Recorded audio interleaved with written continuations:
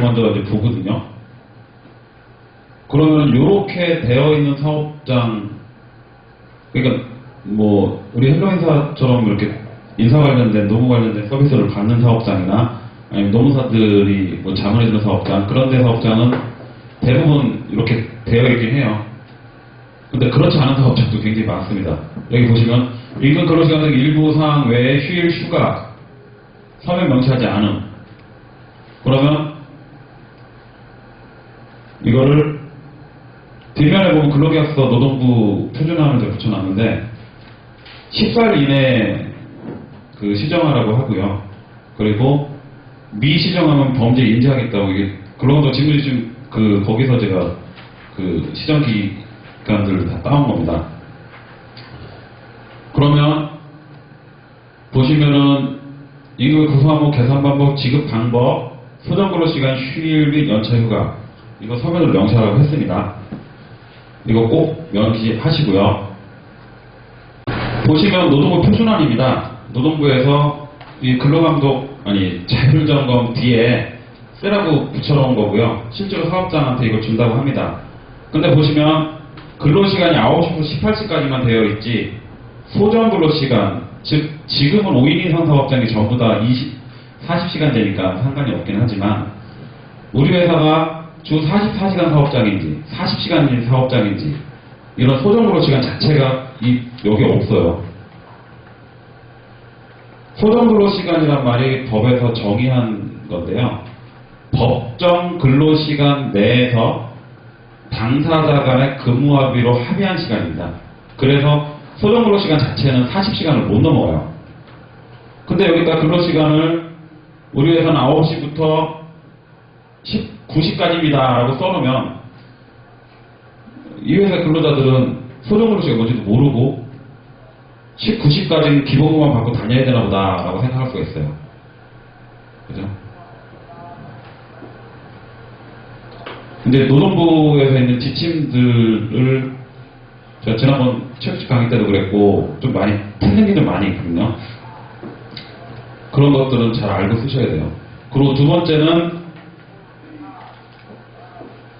여기 보시면 임금은 기본급 법정수당 등으로 구성하며 그 구체적인 내용은 취업칙에 따른다.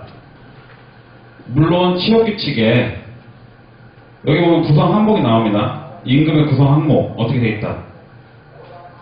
그리고 취업규칙에 가보면 취업규칙 대부분 연장근로수당 어떻게 계산하는지 뭐 이런 것들은 그리고 법에 써있기 때문에 실은 다 써있어요. 그래서 근로조건 서면 명시 의무를 얘기할 때 근로계약서에 없으면 실은 취업규칙까지는 같이 보도록 저희 노무사들은 같이 봅니다. 하지만 이 근로계약서에는 임금의 계산 방법이 없어요. 예를 들어서 어떤 실적급이라든지 어떤 게 있을 때 그런 계산 방법이 그 서면에 나와야 되거든요. 그것 자체가 지금 근로기준법 17조 위반이에요. 17조 위반 보시면 아시겠지만 500만원의 벌금형이에요. 과태료도 아니고 벌금형입니다. 그러니까 소위 말해 빨간불이 간다는 얘기예요.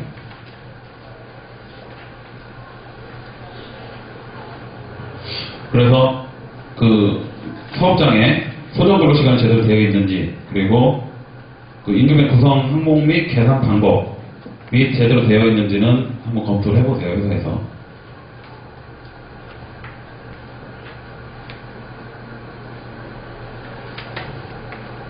그리고 17조를 한번 더 얘기합니다. 이게 실제로 제가 말씀드린 대로 2011년도 점검표 내용이에요. 근로계약 체결 시 법령에 정해진 모든 근로조건을 명시한다. 그러니까 아까 얘기한 6가지 말고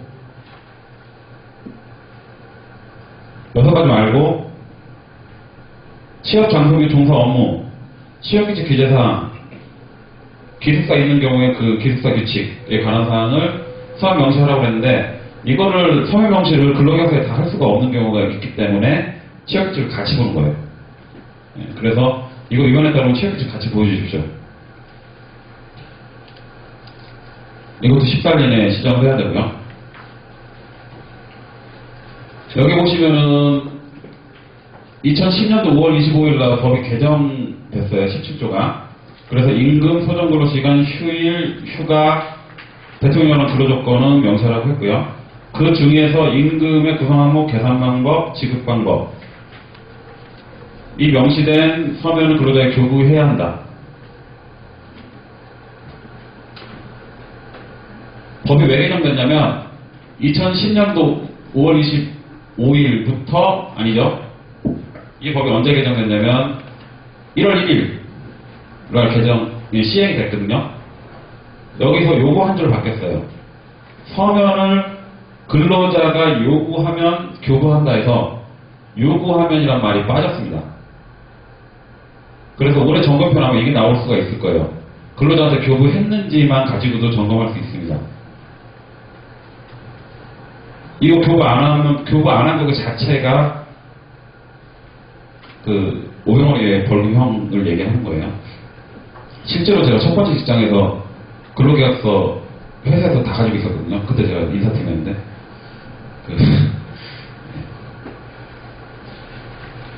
근로자한테 안 나눠줬어요. 그 다음에 취업규칙을 이제 자유롭게 열람할 수 있도록 요즘 보면은 보통 인트라넷에 올려놓죠. 인트라넷에 올려놓든지 아니면 회사 휴게실에 비치하는 것을 못 봤고 보통 인사과에다 이렇게 걸어놓으면 좀 다행이에요. 근데 뭐 달라고 그러면 와서 보라고 하면서 잘 안 보여주려고 하고 막 이런 것들도 있는 것 같아요. 소규모 사업자들은. 취업규칙을 관리부에 보관하며 담당자 이외의 근로자가 자유롭게 연락할 수 없다. 이렇게 되면 위반입니다. 그래서 자유롭게 열람할 수 있는 장소에 취업규칙을 갖다 놔라 라는 내용이에요. 근데 이 취업규칙은 처음에 만들어질 때도 그렇고 이제 뒤에 나오지만 그 다음에 변경될 때도 그렇고 근로자 과반수 이상의 동의 내지 의견 청취를 해야 돼요. 이미 다 보여준 건데 이미 다 보여줬는데 여기 해놓을 리가 없죠. 그러니까 잘 보이는 곳에 놓도록 하고요. 이것도 14일 이내에 하는데 이거 같은 경우는 만약에 이거 걸렸다 싶으면 취업규칙 뭐 이렇게 사내 게시판 있잖아요. 거기다 놓고 그 사진 찍어갖고 첨부하시면 돼요.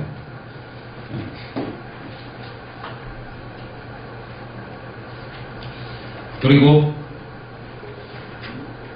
근로자 명부를 작성하고 보존하고 내용이 이런 것들이 있고 변경되면 정정해야 된다.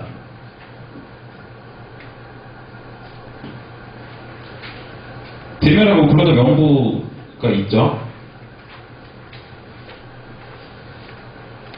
그런데 이 근로자 명부 보면 근로자 명분이 있으나 별도 근로자 명분 직업 명분이 있는데 회사에서 전산 프로그램 보면 이제 직업 명부가 출력이 됩니다. 그죠? 뭐 더든 같은 경우도 그렇고 인사 프로그램 중에서 직업 명부 출력 안 되는 거 거의 없어요. 우리 헬로인사 프로그램도 당연히 출력이 되죠. 근데 그건 이제 근로자 명부가 없다고 지적을 합니다.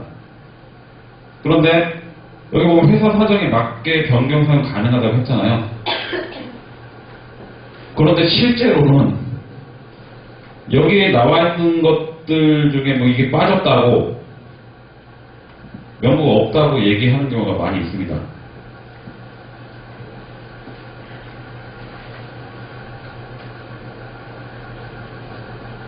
그래서 이걸 25일 내에 시정해서 근로자 명부를 노동부에 제출하라고 얘기합니다.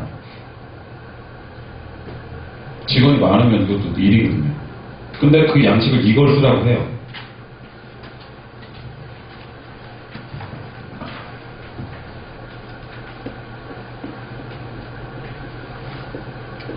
아까 뭐 써놔야 될 건 뭐 종사 업무, 해고, 퇴직일, 사유, 금품청산 일, 고용기간, 기타 조건 해갖고 요거를 이렇게 작성해 놓으라고 합니다. 그 다음에 15세 미만자는 고용노동부 장관이 발표한 취직인허증. 15세 미만자 있는 사업장은 없으시죠? 예. 뭐 아르바이트 하는 소규모 사업장들 빼놓고는 게 없습니다. 근데 취직인허증이 꼭 있어야지 된다고 하고요. 대신 뭐 예술공원 참가를 위해서 13세 미만자도 취임 발급이 가능하다고 하는데, 하여튼 중학생도 일할 수 있다 라는 게 법에 써 있어요. 일단 취직인허증이 없이 근로자를 사용하고 있다. 그래서 이렇게 갖추도록 한다. 개선기간 이렇게 해주고, 노동부 내부적으로는 이거 즉시 시정을 합니다. 미시정 시 범죄 입대 안 됩니다. 노동부에서. 그래서 연소자 근로는 국제적으로도 안 지키고 있기 때문에 그런 것 같습니다. 그 다음에 18세 미만인 근로자에 대해서 그 연령을 증명하는 가족관계 기록에 대한 증명서와 친권자 동의서를 갖다 놓는다. 혹시 18세 미만이 있으신가요? 가끔 이게 어떤 경우에 생기냐면 그 고등학교 졸업을 바로 하는 사람들 채용할 때 그때 요거를 문의하시는 사업장이 많이 있습니다. 그랬을 때 하여튼 지금 지면이 좀 안 좋지만 제가 파일은 다시 드릴 거니까요. 메모용으로 좀 쓰시고요. 뒤에 보면 이제 흡연인 동의서가 있죠.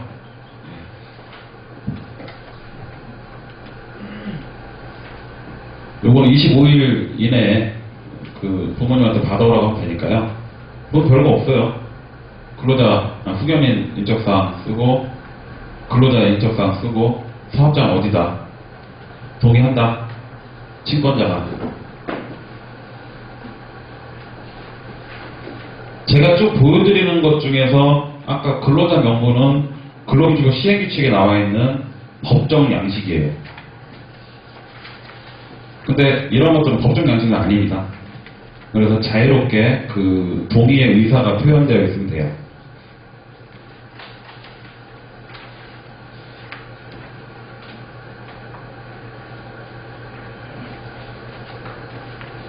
그리고 이 자율점검도 첫번 시간에 말씀드렸지만 사회적 취약계층을 보호하는 측면의 조항들을 전부 다 체크를 하는 거예요.